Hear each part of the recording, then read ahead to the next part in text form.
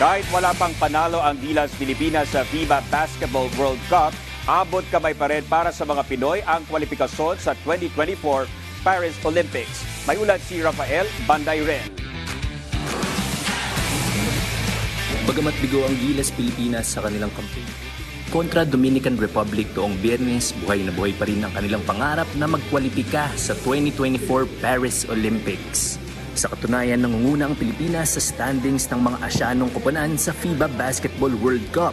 Ito ay matapos nilang maidikit sa single digits ang kalamangan ng Dominicana sa kanilang pagtutuos.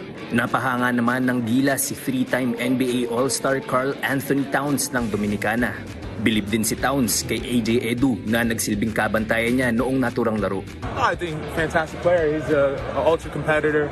Love the competition he brought tonight. It makes me better. And Filipinos are a culture that don't give up, and they played hard as I expect. This culture is nothing but hardworking people. Samantala, susunod na makakatunggali ng Gilas ang African Squad Angola ngayong araw ng Linggo. Kahit Angola na ang may pinakamababang ranking sa Group A ng naturang torneo, pangako ni National Team Head Coach Chot Reyes, hindi nila ito mamaliitin. Sasalang sa aksyon ng Gilas kontra Angola mamayang alas 8 ng gabi sa larong Idaraos sa Smart Araneta Coliseum. Rafael Bandayrel para sa Bayan.